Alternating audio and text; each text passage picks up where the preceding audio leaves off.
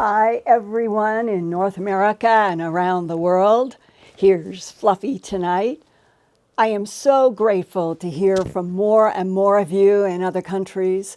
And since last week's broadcast, we broke through 167,000 subscribers. Thank you, thank you.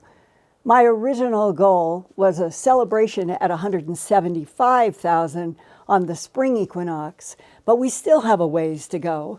So I want to change our Earthfiles party from next week in March to June 23rd for a summer solstice celebration, one of my favorite days of the whole year.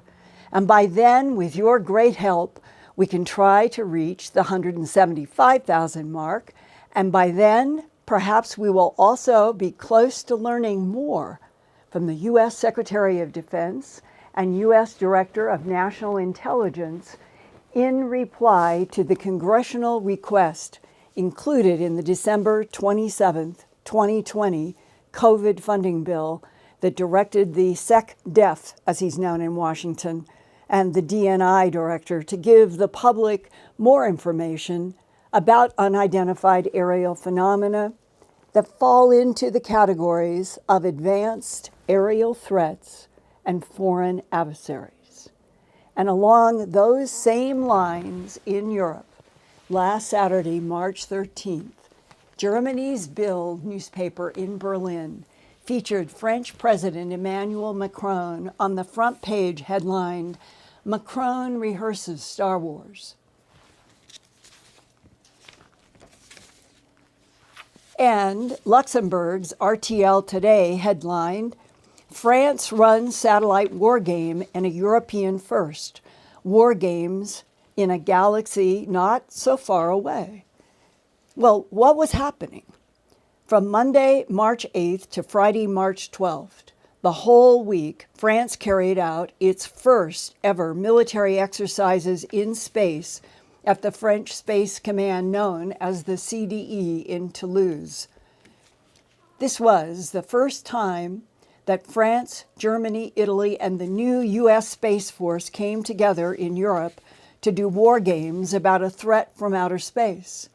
The simulation was codenamed Asterix after a 1965 French cartoon character who was afraid the sky would fall on his head, sort of like the Space Command war games. Here was the plot line. High in the sky, way above human heads, an unknown satellite and other foreign objects came into near-Earth orbit. People had to be protected from sky attacks from the unidentified extraterrestrial intruders. So, in this March 2021 wargame exercise in France, the Earth Space Command fired anti-satellite weapons at the foreign objects orbiting Earth. Wargame participants also pointed out that another international threat are satellites from any country or foreign adversary that can be camouflaged as civilian but are actually military-directed energy weapons. President Macron has said for 2 years that, quote, "Space is the new area of confrontation, and having a weapon command center is necessary to defend ourselves in space and from space," he added, close quote. Meanwhile, on the ground in the San Diego and La Jolla region of Southern California, mystery boom, shaking reported around San Diego was reported last Wednesday, March 10th, right before 5 p.m. Pacific time on TV and social media. Even in the Fox 5 News studio, some of the employees, quote, heard the noise or felt the shaking both at the station and in Kearney Mesa and at various work-from-home locations. And then within minutes, the newsroom received phone calls from viewers ranging from El Cajon to Ramona, close quote, and they were all reporting similar mysterious shaking, rattling impacts along with sudden, strong hitting sounds. The San Diego County Sheriff's Department And the media also received calls from downtown San Diego and Point Loma to Chula Vista, South Park, La Mesa, El Cajon, and further north in Claremont and La Jolla. But the sheriff's department had no information about the cause, and neither did the U.S. Geological Survey, which did not report seismic data. Sonic booms, the U.S. Navy and Marine Corps did not confirm yes or no. Here are two Twitter reports. Mystery boom, 4:52 p.m. Pacific in La Jolla shook window a bit on March 10th, 2021. And the second Twitter user included a screenshot of the 4:52 p.m. Pacific loud house-shaking boom that did show up on the Southern California Seismic Network seismograph, a cooperative project of Caltech and the U.S. Geological Survey. This morning, I was able to talk with one of the March 10th ear witnesses at his home in South Park, about 4 miles northeast of downtown San Diego. He is an independent marketing consultant and asked that his name be withheld, but he has now heard the same strange impact sounds repeating about a month apart in his South Park home. I've now heard the booms twice. First, February 16th, and then the second, March 10th. Both I was at my house here, but I was in different spots of the house. So on February 16th, I was sitting in the main part of my house, and we have these glass panels that open up completely an accordion to the side so that the side of the house is open, but they were closed at the time. And on February 16th in the afternoon, my wife and I were sitting there, and the panels shook substantially. It wasn't like, because we live in an area where planes go overhead, but it was nothing like that. It was more of a direct hit of something. We looked and there was nothing. And then it happened again, and there was clearly nothing up against the panels because you could see right through them. So we thought it was strange. We thought maybe it could have been an earthquake. But growing up in Southern California, I knew it wasn't an earthquake. You both heard an impact on the sliding glass doors twice a few seconds apart. Yes, it was 2 consecutive for sure. Why dismiss a plane going through the sound barrier? Well, it seemed more of like a compression. It wasn't a prolonged rumble. It was more of a boom, and then it kind of rattled, and then another one, a boom. And so, just being where we are, we live under the flight path. It was nothing like that. And the only thing that I can compare it to versus even an earthquake, because of the sudden impact, was almost like a bird flying into the glass panels. Then that night, I saw a local reporter who had mentioned something, and I go, oh, wow, so it wasn't just me. And then he asked the Twitter sphere, anybody else hear these sounds? And I started looking on the replies, and there were people from all over, all throughout the region. And so I thought, that was very weird. It's very strange to me. And then when it happened again on March 10th, 3 or 4 weeks later, I was in my garage, which is maybe 30, 40 yards from my house. And I had my garage door closed, and I was working inside my garage. And the garage panels, which are a different material, more of like a metal material, responded the exact same way. It was more of a boom with a little bit of a shake, like almost like something hit it, and then the garage was then shaking because of the impact. And then it happened right after again, and I thought immediately that's the same thing. It was the same exact thing. So now there's a pattern, and subsequently there's been more media and more news following up on it. So it seems to me like it's something going on, but I don't know what it would be. 3 days later, on March 13th, 2021, I received an email from E. Simmons, who lives in Phoenixville, Pennsylvania, about metal sounds in the sky. Phoenixville is a borough of Chester County, Pennsylvania. It has about 16,000 people, 28 miles northwest of Philadelphia, where the French Creek comes into the Schuylkill River. And here's what she sent me on March 13th. She says at around 2:43 p.m. Eastern Time, March 13th, as she was writing this that day, and says it was about 10 minutes before she started writing me this email, we heard extremely loud metallic sounds like a combination of rushing, grinding, and reverberating sound, coming from the clear blue spring skies over my town of Phoenixville, Pennsylvania. The windows in my single-family home are closed today because the temperature dropped about 20 degrees overnight, but I was actually able to hear these noises from inside.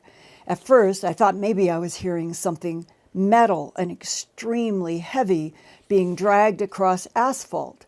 But then I opened a second-floor window, and the sound was clearly coming from the sky.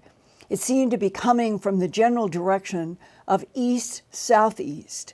It would originate there and grow louder and then peter out and then return again. I've never heard anything like this before. As I was listening through an open window on our second floor, I noticed that our neighbor across the street walked out of his front door and looked up at the sky in bewilderment. I tried to get video of this from our backyard, but the sound on my very old iPhone did not cooperate. My husband was in Philadelphia while this happened, so I immediately texted him to ask what he was experiencing, and he heard nothing. The sound was not continuous. It would begin and peak and then wane, kind of like a huge sheet of metal being struck and allowed to vibrate or resonate with grinding noise thrown in. This is the only explanation I can come up with, but it seems inadequate. There was no musical quality to the sound. Since I grew up on and around military bases, I've heard sonic booms from aircraft before, and right overhead. Linda, this was not a sonic boom. It also was not the sound of an airplane descending. Sometimes that can sound like a fast rushing, but this was different. We live on a busy road, but the street noise did not interfere with my ability to hear the metal sounds. They were totally distinct. Is anyone else reporting metal sounds coming from the sky today in the southeast Pennsylvania region?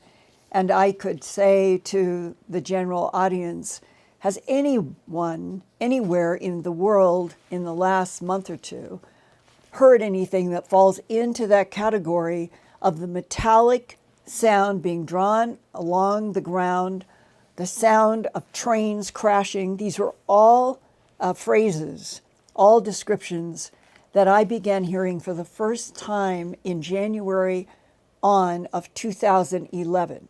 That is in Earthfiles, where I've got 200 boom reports, and that if you go into them and go from 2011 as you come up to now, you will hear these descriptions that even include more musical trumpets, but it's that strange metal scraping and the boom. So in California, we had the knock, knock, boom, boom, separated sounds in the same week period that there was the strange metal conflagration in Pennsylvania. And I welcome your emails to me at earthfiles@earthfiles.com if you have heard something like this and you have been afraid to ask people.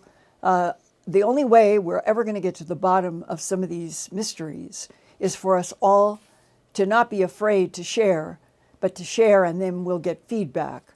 And hopefully this we'll learn together. Now, I have been receiving reports from around the world since 2011 of these mysterious, unexplained loud booms, the metallic scraping sounds, other loud metallic crashing sounds like trains hitting head-on, and those eerie musical sounds that a lot of people said it's trumpets, like in the Bible. Well, it's very interesting. If you do go to earthfiles.com and in the search bar, type in booms and do a search, you'll come up with at least 200 reports on that word. And there's lots of maps and images, and a few have actual recordings of strange, unexplained booms. And then there are all the other sounds over the past decade. You can type in trumpets and you'll get a different list. Beyond mysterious, unexplained sounds in the sky, there is another phenomena that was first reported to me back in the early 1980s, not too long after my documentary at the CBS station in Denver, A Strange Harvest, was broadcast. People would report to me, not a lot, but enough for it to be a pattern, saying that at night at the airport, they saw a glowing light that was distinctly not an airplane, but that it seemed to be coming down onto, like if there were airliners front and up in the sky, one of these lights would be coming down just like it was going to land like an airliner. Or in some cases, people said that they saw something like a disc and descending down toward a regular public airport runway as if to land. Well, somebody sent me a 3/4-inch video. We used those back then. It was from a completely anonymous source. The tape showed an airliner landing a few hundred feet in front of wherever the camera was operating from some other plane. And then you're watching the airliner going down. You can see the airport, you can see the runway. And then what comes into frame is a round disc in which the underside was clearly in focus. And it looked like this round craft here. The craft in the video had 3 smooth half spheres placed in a triangular pattern on the disc's base. It looked exactly like this photograph on page 65 of the George Adamski book, Inside the Spaceships, first published by a Canadian company in 1955. Adamski wrote that he took this photograph at 9 a.m. Pacific time on December 13th at his home in Palomar Gardens, California. Adamski said the black circle between the half spheres was a large magnifying lens used by the ETs that were in this craft to study Earth. Well, now, what I saw on that video sent to me anonymously, and I saw this with my own eyes, it looked exactly like this craft that you're seeing, which is from page 65 in Adamski's 1955 book. And in here, I have a video that is sent to me in the early 80s, anonymous source, no details, showing something exactly like this, coming into frame between an airliner that is landing at an airport and whoever is taking the camera, which is a mystery itself, and this comes into the video. And I remember thinking at that time, was the UFO in the video demonstrating, or maybe accidentally caught on film, in the act of purposefully gliding down a descent landing path just like the human airliner for some unknown reason? But why? And who filmed and made the video dub that was mysteriously sent to me without any attribution or details or follow-up? And then, 2 weeks ago, an account of another strange UFO, UAP, descending over a large human-made runway came to me from a retired United States Army Chief Warrant Officer 4, who retired in 2019. He sent me his DD-214 and other documents, but he asked for anonymity. One of his missions was to Tal Afar, Iraq, from March 2009 to March 2010, where the United States had a forward operating base, Sykes, located in the northern Iraq province of Nineveh, a few miles outside of Tal Afar. The base, with its 10,000-foot-long airport runway, was an outpost for American combat and tactical operations during Operation Iraqi Freedom. Sykes was regularly filled with Army rotary aircraft and Air Force C-130 cargo planes. One night, during his March 2009 to March 2010 mission in Tal Afar. He saw a huge craft above the runway that did not have a fuselage, but had a strange pattern of pearl white lights, like a gigantic boomerang that looked like it was descending to land in a pattern of the other planes down onto the runway. And I was the logistics officer for our unit to Tal Afar, Iraq, which is in northern Iraq, on a mission in 2009, 2010. I did logistics for approximately 500 personnel. And we did the air support missions, Black Hawk helicopters, for all of northern Iraq. We did it for all services. I had approximately 60 helicopters. It was my job to keep up with who's got them and make sure they're serviceable and make sure that one goes down and the colonel knows about it. So as the warrant officer, I was probably assigned for about $500 million worth of property at that time. So in October, I went to the refueling point for our helicopters, which is at the other end of the airfield. Tal Afar airfield is approximately 10,000 feet long, and it is as large as any of the international runways that we've got in the United States. It's huge. And you're talking about October of 2009, and the runway itself is 150 feet wide. I was on my way back, and I guess it was about maybe 11 o'clock at night, no clouds. And I was walking back to my quarters, and I looked back, and when I looked back at the end of the airfield, I'm like, what the hell is that? A craft, perfect boomerang shape, black, under each wing, like 4 bright lights, and then maybe a light underneath the center. And that's what I observed that night at the airfield, starting at the end of the airfield on the approach end of the runway they were using that night. I am a certified pilot, and Tal Afar is like 1,300 feet AGL. So I'm looking, and we had all kinds of heavy aircraft coming in and out of our base because we were a logistics hub for northern Iraq. So I'm looking at, and I'm waiting for this thing to move, and it don't move. It's just sitting there. And finally it starts to move. But then I see how big it is. This thing is like an 1/8 mile wide. 1/8 of a mile wide. It covered the whole runway, just like it was making approach and coming for landing right down the middle of the runway.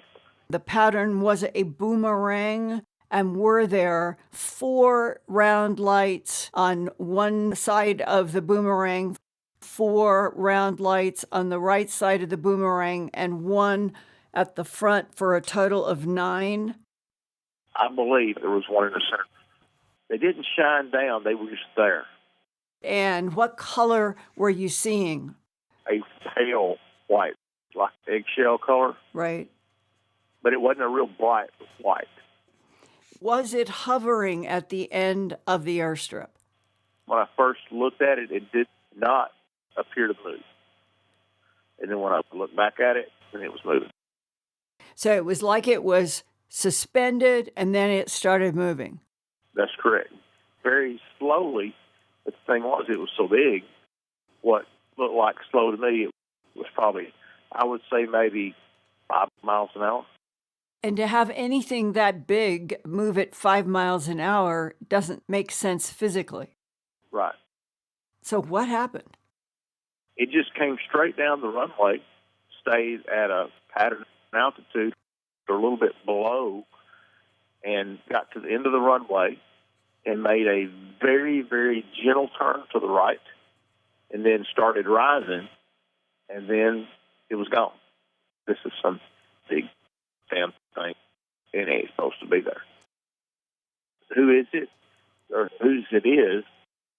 But here's the thing. When it made that turn at the end of the runway, it turned very slowly and in a flat manner, not in a bank. The left wing didn't come up, right wing didn't go down, it didn't do a F-16 or F-18 type maneuver. It was flat. Just rotating. Just did a right turn, went parallel to the runway, and started gaining altitude, it wasn't going up like an aircraft. It was going up like an elevator. The thing is, this is real. I saw it happen, and it did happen. And they covered it up. But I thought, why in the heck would it come to Tal Afar, Iraq? Right. Why would it come there? Of all the places in the world for something to show up, why would it show up there? You know? And if it were extraterrestrial, is the implication that huge boomerang was allied with the Iraqis? I really don't know, other than it showed up and it was so big and so much that there's not a whole lot you can do about it. And then the question is, why did the advanced intelligence in that boomerang go through the motions as if it were pretending that it was coming down onto the runway? I just don't know. When I saw it, it made me think, hey, what we're doing is pretty inconsequential. This is some damn thing. Very unusual. Which is more the dynamics of the UFO, UAP, than our propulsion systems. Yep. Not anything I'm familiar with. And I hope that any of you out there, military service, who have also known that there have been suppressed stories about UFOs, where you've had your own firsthand experiences, to let me know, because I feel it is really valuable for all of us to keep evolving and learning together about the high strangeness of the unidentified flying or unidentified aerial phenomena. Because it's here, it's on this planet, it has been here for a long time, it's throughout the solar system, and it is way past time for all of us to be dealing with real facts about it.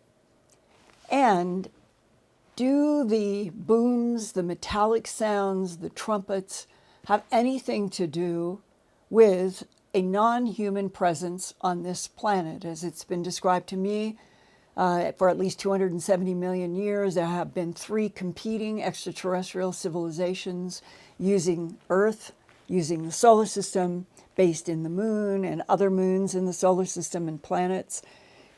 And if that's the case, then would it explain some of the highest strangeness after a decade of more than 200 cases that I have dealt with? One of the strangest details, and it repeated and repeated, but it does not have logic. But this is what people would report. House A, 3 houses on the right, 2 houses on the left.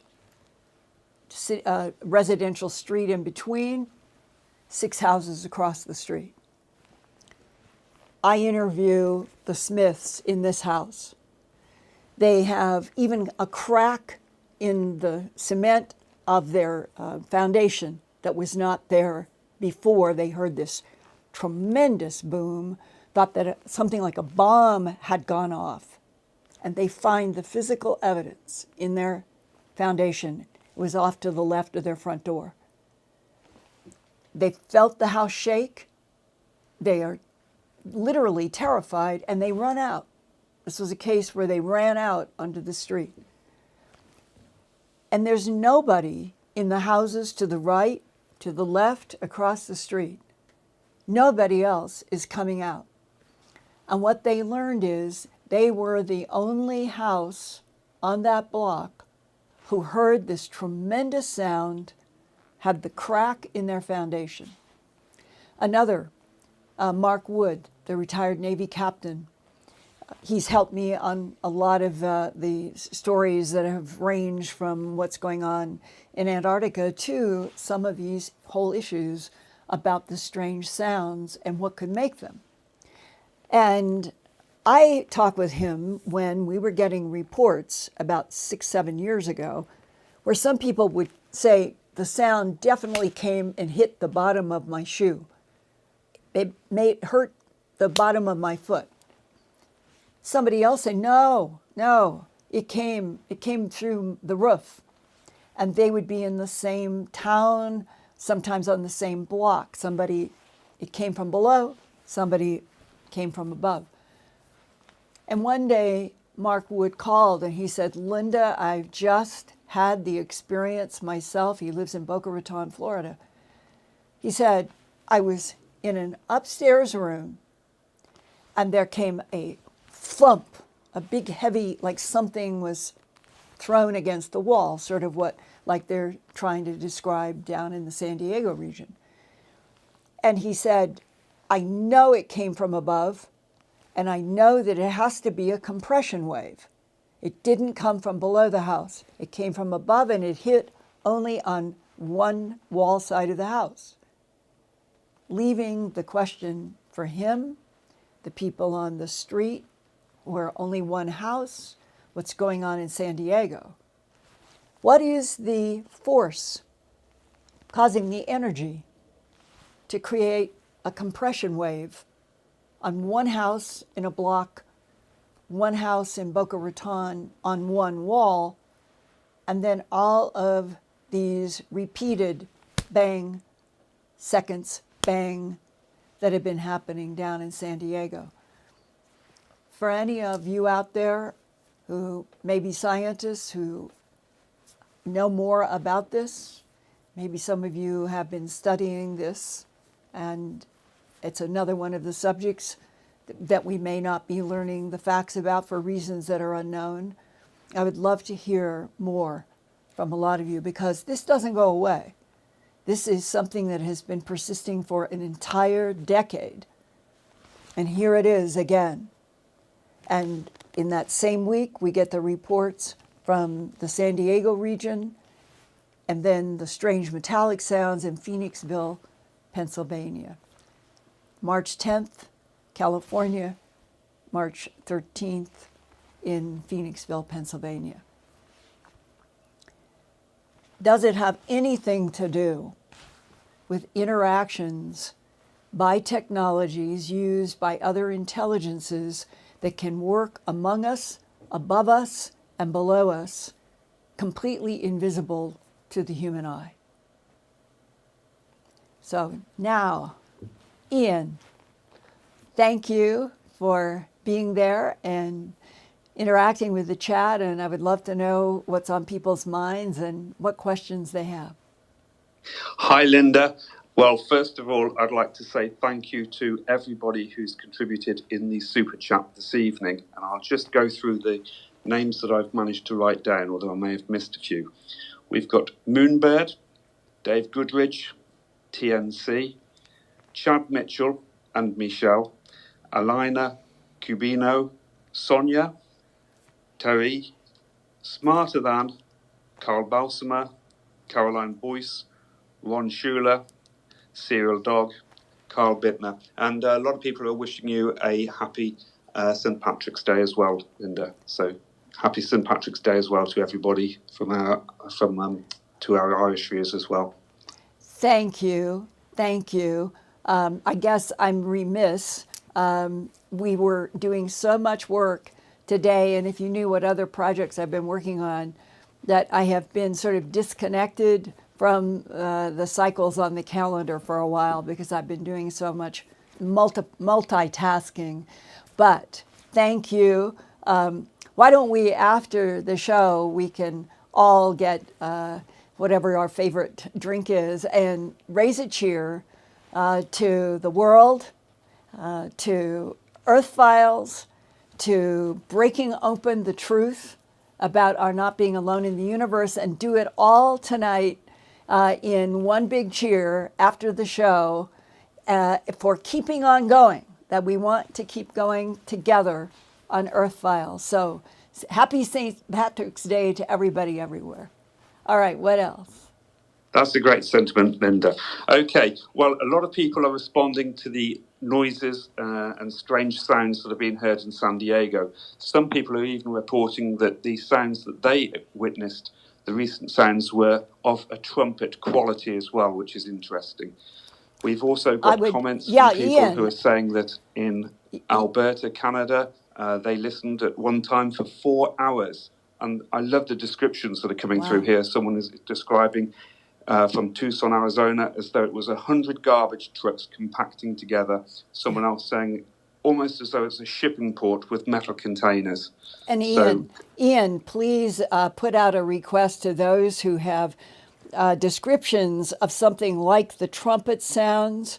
I'm very interested in, like they can give me street intersections so that I can do a map, because that's what I did before when the trumpets were occurring in 3 or 4 states at the same time. And there was definitely a latitudinal pattern. So I would be very interested to see what kind of geographic distribution pattern there might be for the trumpet sounds in Southern California or anywhere they're happening. That's right, and I'll echo that anybody who has information should email Linda directly at earthfiles@earthfiles.com and hopefully provide that information exactly where they heard the sounds. I know from my own experience, Linda, that when I experienced strange booms in the UK, they seemed to be coming from the sky, but I also felt them in my chest at the same time. And I think people also have the same experience wherever they are.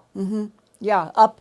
Is it coming as a compression wave from the sky down, or is it some kind of an explosive energy from below ground that slaps the bottoms of shoes? They're both peculiar.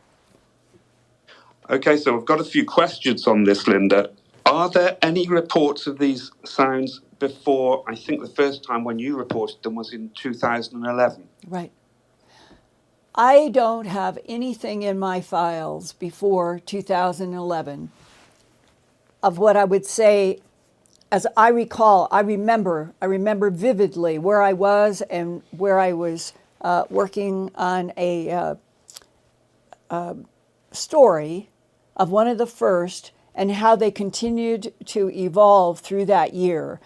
And it was as if in the beginning, the question, some people will remember going back to New Year's Eve of 2011 in the south central part of the United States, there were thousands of birds that were found dead on 2 different stretches of road on the same night that people were reporting booms that had nothing to do with the fireworks, and they made that distinction. And some people said, was somebody trying to cover up explosive sounds with fireworks that went off on that New Year's Eve? That was a question in some of the newspapers. And I've always wondered, because there never was a definitive cause given in any kind of necropsies that might have been done on those birds. Literally, I think if I'm recalling correctly, it's in all my Earthfiles, I have all of these by chronology in the archive. You just go back to January of 2011 and you'll find what I'm talking about. But I'm remembering something like thousands of birds were found after New Year's Eve night. And it was a big mystery, but simultaneously people were reporting these loud, huge, booming sounds. And over the 10 years now, we're at 2021, there have been occasionally deaths of birds or animals somewhere in, let's say, the timeline of some of these events. It doesn't prove that they are connected, but it raises a question: what is the energy system?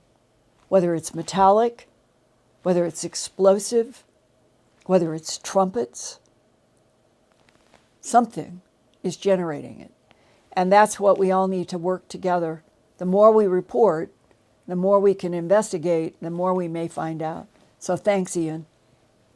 Well, that was my next question, basically. We've got what are essentially 3 different types of sounds. We've got the booms, the metal or metallic sounds, and also the trumpets. The question was whether or not they are all from the same source, or are they connected in some way? it is a good and profound question that has been in my mind for the last decade, and I don't have an answer. But with all of your help from around the world, if we just keep communicating more, we may learn more. So let's put this as one of those subjects that we don't know the source, but one of our challenges is to find out or figure it out. Go ahead. What's another question?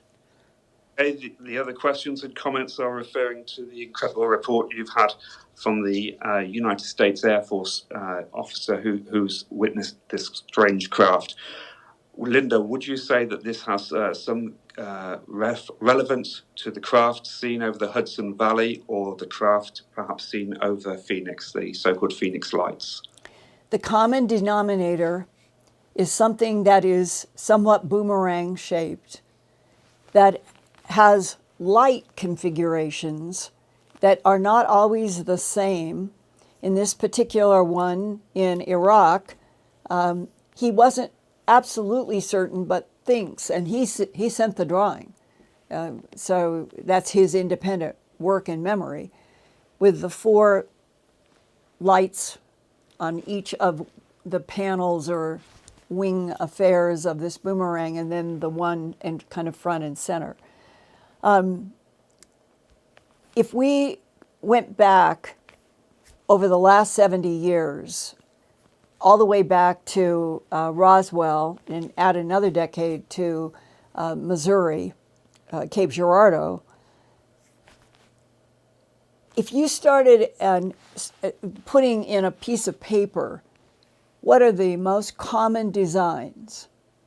I think one of the most interesting anomalies is that, at least in terms of documents that have proved to be solid and they've held up in history, that even in Roswell, that what was actually found and retrieved by our government was not round. It was described by ranchers, it was described by documents as being wedge-shaped like a piece of pie. So there, in a strange way, is the first pattern description that was not in the so-called category of a flying circle, a flying disc. And in fact, if you go to Kenneth Arnold's work, Kenneth Arnold was the insurance man from Idaho who reported flying along Mount Rainier that there were these 9 craft, and that they were skipping as you would skip saucers across water. I have an autographed copy by Kenneth Arnold of that book. And in that book was a photograph of an illustration that he worked with a professional illustrator. And those were not circular. They were curved in the front, and then they seemed to come in sharp wings and come to some sort of an inner body. And I'm bringing this up because this whole description of boomerangs, triangles, lens-shaped discs, curves that have the 3 half spheres underneath the bottom, long cigars, what I've just talked about in whether you're talking about the wedge-shaped like a piece of pie or the other. The boomerang is something that was not commonly described. Ian, I would say that it really didn't even come into historic discussion until the New York investigations, which were in the mid-1980s, correct? Yeah, well, I remember the Hudson Valley cases because I actually know an eyewitness to that as well, and people are also commenting in the chat to that as well. Okay, and I do remember that it was in the 1980s because it was 1986. I've discussed this in one other show in Earthfiles, but it's worth repeating some of it tonight, that I was coming out of a meeting at a bank building, and it was in Aurora, Colorado. And as I went down the steps of the bank, it was 6 o'clock and it was November, I believe. So the sun was quite down, and it was a dark orchidy ink twilight that happens in Colorado. It's very beautiful, and the rocky silhouette against that kind of orchid sky. And I remember this so distinctly, I can see it now, because I remember that what I thought in my mind connected to what happens next is, oh my God, that is so beautiful. That's what I was thinking. And I'm walking toward my car, and I had a big leather briefcase at that time that I always had, and it was on a long strap. And I could see my car, I could see the mountains, the twilight, how beautiful it is. And as I got to what would be probably the rear panel of near my car, something just made me spin so that briefcase flew out and hit one of the cars. I don't think it was my car. I think it hit the car behind my car where I was headed. And I still can associate that strong feeling of that spin. What was it that made me spin so hard? And instead of looking behind me, I'm looking straight up. And the starry sky was completely obscured. And it was a definite boomerang shape. And it was moving when the warrant officer in our video tonight talked about this thing was huge and it was only moving at 5 miles an hour. I'm standing there looking at something that is taking up the entire sky above me. And it just seems to be moving, hardly moving at all. And there's not a single person in the parking lot. I am completely alone. And the last thing you want to do in a situation like that, or with me, I don't want to leave. I don't want to run into the building I want to watch this. And here's the part that has always haunted me.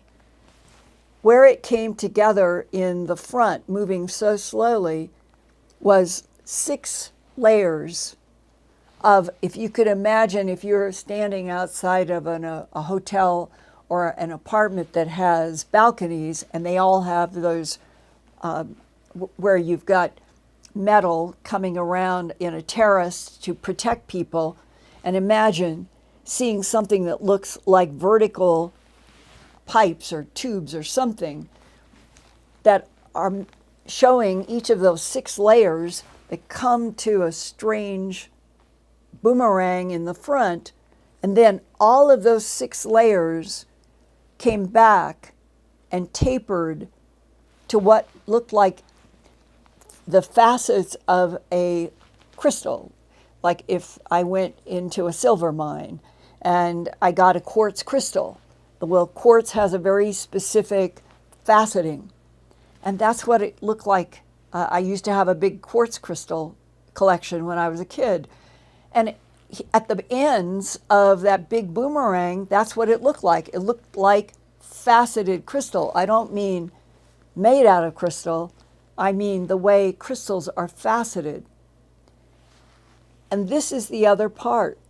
It's so huge, it's moving so slowly, and there was not a sound. Was it a hologram? Was something provoking with a hologram projection?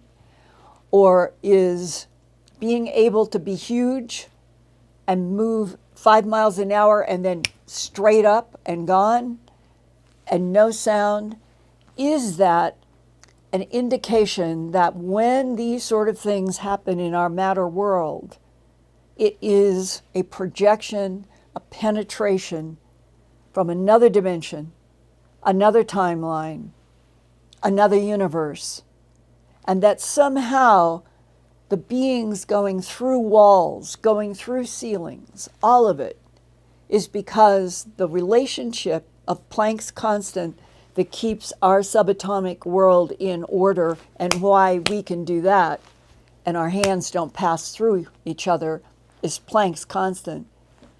And if you are advanced enough to move from another timeline, another dimension, another universe into this one, and you can rheostat something like Planck's constant,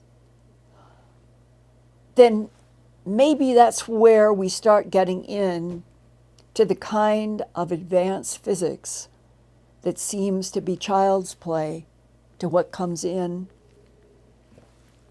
takes over an entire sky, makes no sound,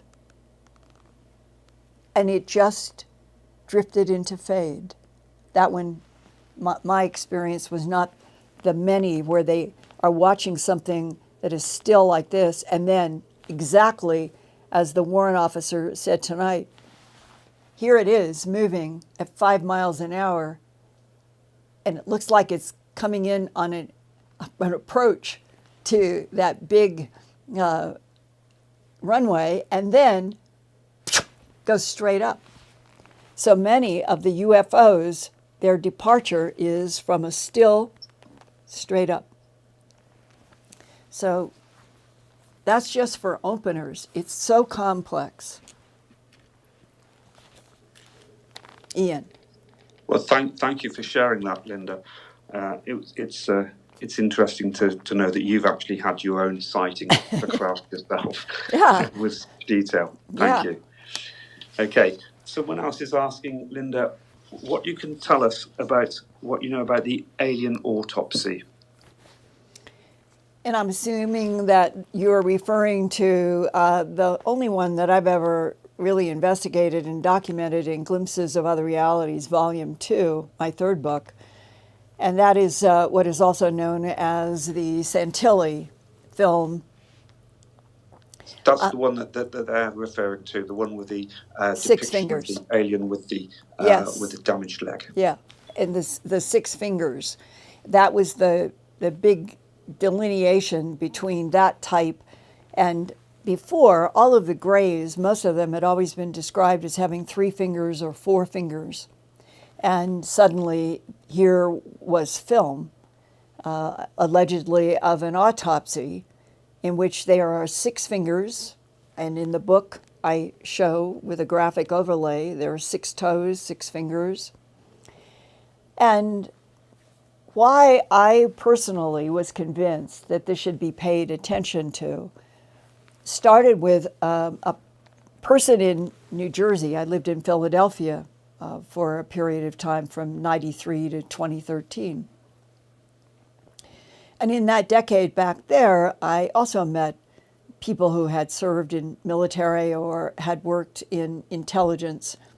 And one particular individual who lived, I believe, in Delaware and went up and down the East Coast told me that he knew for a fact that the 6-fingered, 6-toed being in the Santilli controversial film was real, and had details to share with me about that autopsy and what they found in the brain and the strange organs in the extended abdomen. It was like, not like a pregnancy necessarily, but an abdomen that came up and had very strange organs.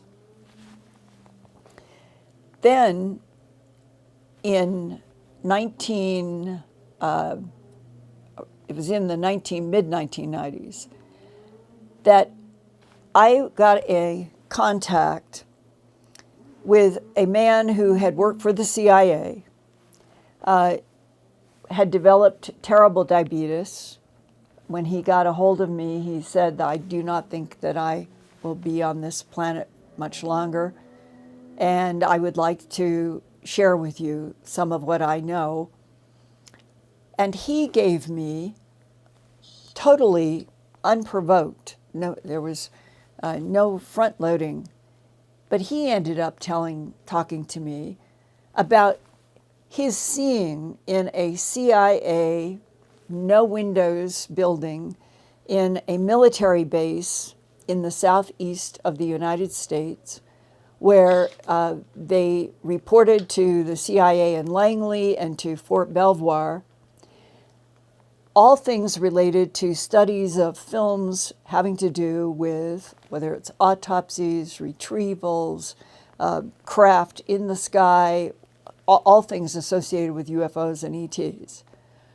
And he said, when I heard about this film by the Santilli group out of London, he said, I saw it, and that is film that we saw in this military base. And he went much further, saying that he had been to Area 51, that the inside of the Papoose Mountain down underground. He described various types of not just discs that appeared to have come from some kind of UFO retrieval, but that there was also technology that had been retrieved from the Germans in World War II, and that it was there in the same underground archive, study, investigate structures. And when you come to the question of, if you listen to abductees, and I've done about 1,600 interviews with people in the abduction syndrome, you come away with who are the tall whites, who are the blonde Nordics with bangs, who are the blonde Nordics that part their hair in the middle, who are the ones that are 7 to 8 feet tall, who are the ones that are 5'2", who are the ones that appear as humanoid lizards, who are the ones that appear as humanoid alligators, that make horses jerk and nearly knock off a rider. That happened in Colorado, and she told me back when I was investigating animal mutilations, when I rode my horse on a path going back out of the pasture home for lunch, and that horse came straight up, and I was hanging on to mane, neck, muscle, and anything I could, not knowing what would happen. And she said, when my horse came down and I was holding on to the reins, making my horse go forward, there was, she said, at least 8 foot tall, looked like a standing alligator right around the bend, and that's what my horse was reacting to. Well, there's no follow-up. There's never any ability for humans to have follow-ups with these encounters, whether it's in a ranch, up in a mountain, on a lake. But they begin to gather because people from around the world, it isn't isolated to a town, it isn't isolated to a state. These descriptions are around the world. Reptilians, humanoids, grays, and I think today it is fair to say, no matter who the six-fingered ones were, or where their origin is, or what their relationship is with any of the others, it is very clear that the dominant non-human in the abductions are the grays. And today, in 2021, I'm pretty much convinced that most of the artificial intelligent grays that are in people's bedrooms and take them in a beam or take them through a wall, take them into a craft, they are artificial intelligence, programmed to do this, programmed to deal with Homo sapiens sapien on Earth, and they are doing work for something else. How high and broad do the progenitors go? And I don't know anybody who has that answer. If anybody listening tonight does, let me know. You can use proton mail, FedEx, hard mail. So, Ian, that is just for openers how complex the landscape is when we are not being educated and oriented by the power brokers of our own planet who do have some of the answers. But we as a human species are left out And hopefully that is going to change, and we will all start learning straightforwardly together, I sure hope. Yeah. Well, that was amazing. Thank you, Linda, for that. Okay. One more short question. I'm getting to the end, and Ian, the question just relates to the report about the French news about the satellites. Do you think that Earth could effectively defend Earth against any hostile aliens? And I think people are referring perhaps as well to maybe that there may be some sort of a false flag information here. Oh, there always is, but there also always is mixed in grains of truth. And the longer I have done this, the more I realize the two are often woven together. And the issue of what is the true state of our human ability to interact with militarily, or hopefully with peace, other intelligences, I think it comes down to what Lynn Buchanan described in that interview that I did with him about the friendlies, the neutrals, and the hostiles. And until we know exactly what our governments know about those three categories, we're speculating. So there's no question we have allies. And I have been told that the allies that we have from other places in this region of the Milky Way are very strong.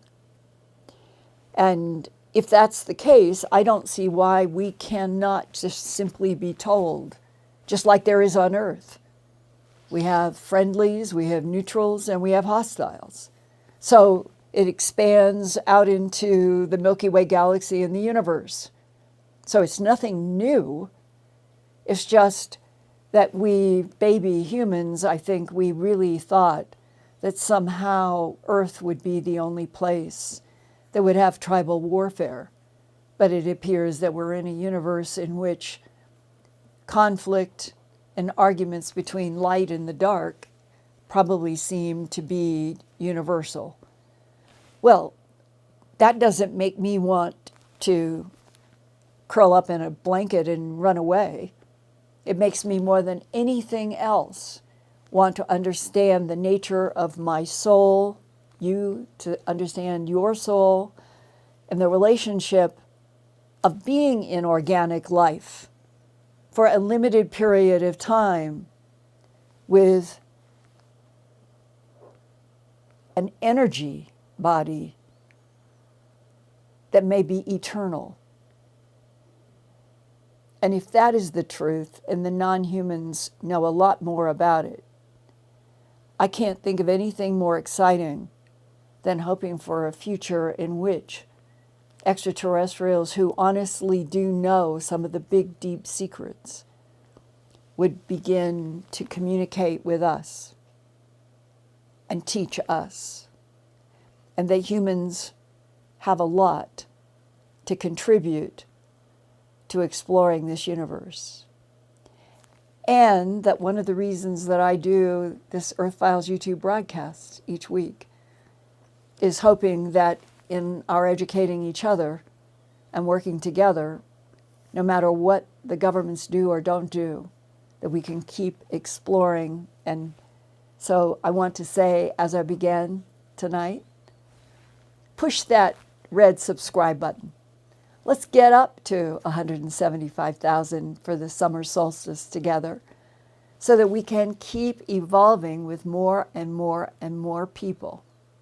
No matter what happens, the next day after that June show, that would be the summer solstice show, Friday, June 24th, is when the Secretary of Defense and the Director of National Intelligence is supposed to start filling in some gaps about advanced aerial threats and foreign adversaries. I have no idea what they're going to do, but I think those are substantial subjects. And join me on Earthfiles YouTube channel. And we just keep every week trying to unfold with feedback from people who are coming with military backgrounds, science backgrounds, abduction backgrounds, sound backgrounds, and join me. So next Wednesday, I'll see you. Love you.